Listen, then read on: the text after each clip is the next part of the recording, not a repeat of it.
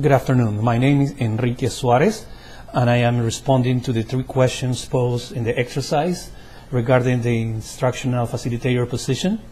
The first question is asking about my opinion about 3 adult learning practices that they should be included in all the training to ensure the student success. Based on my experience around the world giving education and training, the first criteria that I use is communicate high expectations to the students. High expectations are important because it gives them the confidence that they are going to do good, that their skills and experiences is going to be taken into account. And the second important criteria that I use is respect for the diversity of opinions and the talents and way of learning that each student has. Each of us learn in very different ways. Even though 80% of the students are visual learners, there are other ways of learning that a good teacher has to take into account. I use a variety of tools in order to clarify a concept or to teach any subject. I use group interaction, I introduce short videos. I do case studies, very short case studies, and a little bit of a lecture, keeping in mind that the students have a wealth of experience that has to be taken into account. The third criteria that I use is to encourage active learning and give prompt feedback. The feedback is important because it gives them the credibility and that they are being taken seriously. And then a fourth principle, you asked for 3, I'm going to give you one more that I use, is I develop reciprocity and cooperation among the students. If I respect the students are going to respect me. I have used successfully these 4 criteria to teach not only to adults, to a general learning population of students.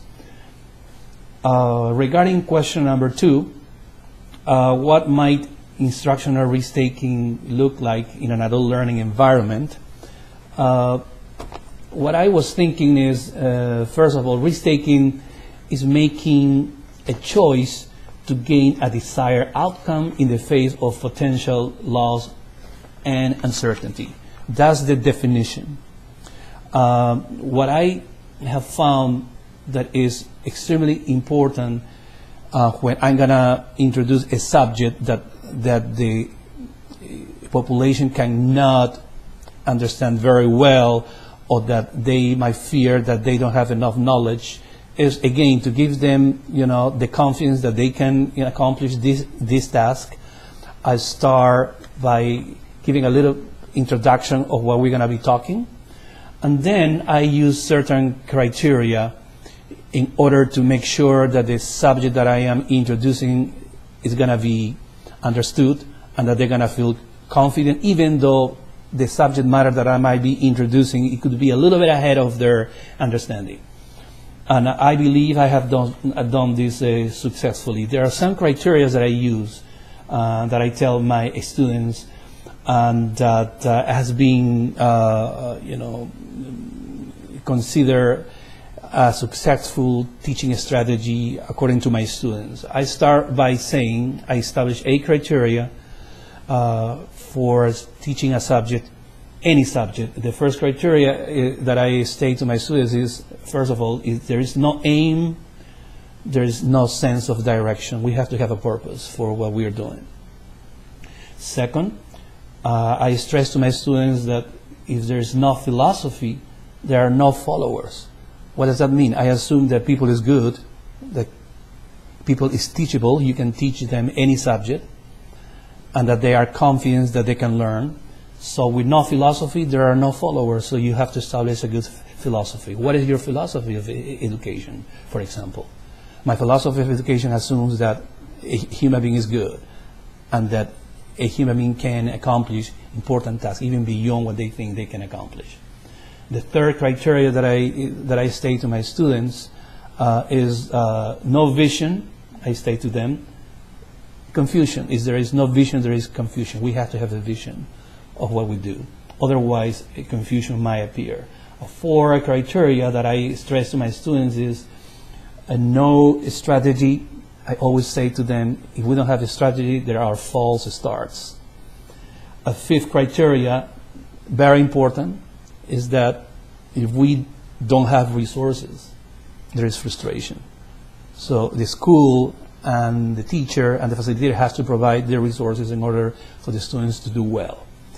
And then a sixth criteria that I state, which is also another important criteria in any risk-taking activity, is I stress the fact that if there are no skills, there is anxiety. So skills are important to master, otherwise anxiety will come. It will show up.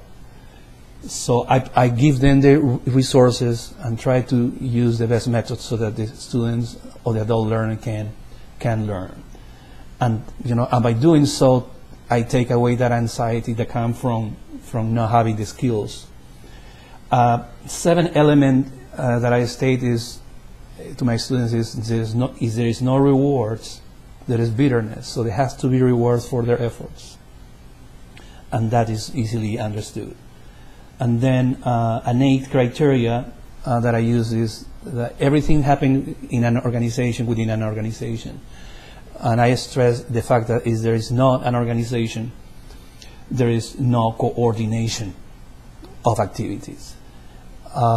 Finally, last but not least, risk-taking means, for me, taking the student to higher levels where he or she can even dream they can accomplish.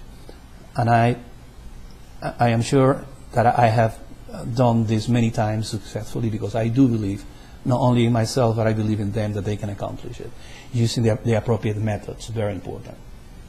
And regarding question number 3, the question asks for knowledge of the customer and why the knowledge of the customer is a necessary element in all training.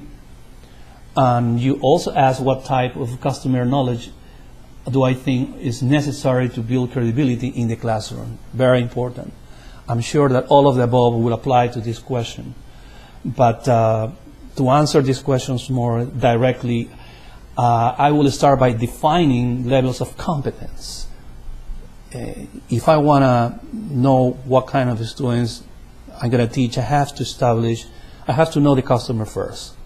What are their needs? Very important. And then establish a level of competence.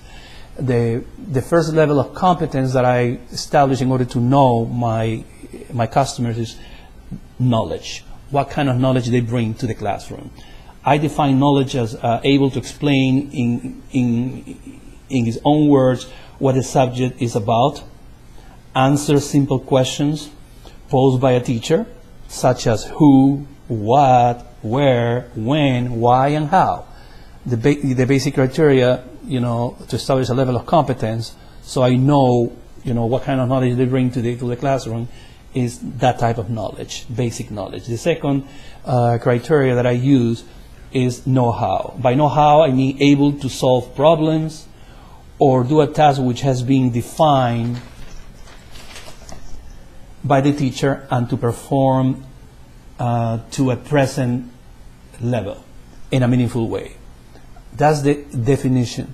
That's level 1. Level 2 is to demonstrate this by him or herself. Another criteria that I use in order to establish a level of competence is wisdom. By wisdom, I mean for a given task, with the aid of a teacher, able to develop a plan to carry it out, to use resources which has been identified by others. That's level 1. Level 2 will mean to do what I just said by him or herself, without the aid of the teacher. And last but not least, character. That's another important level of competence that I use. By character, I mean to understand the character attributes required to do a particular task, and to be able to know, with the help of a teacher, know what one's strengths and weaknesses are. Very important to know your strengths and weaknesses. And with the help of the teacher, to be able, the students, to identify these strengths and weaknesses. Level 2 will be to accomplish the same analysis by him or herself. I believe, in a nutshell, I have tried to answer these three very important questions not at the length as I would have wished, but I do believe I have addressed the core concepts and answers that I wanted you to know. I have also sent my resume and a list of management and business courses I have designed for my clients around the world, and I believe I have completed the application process. Let me know if anything else will be needed in order to complete my application. Thank you very much again, and I'm looking forward to hearing from you. Bye.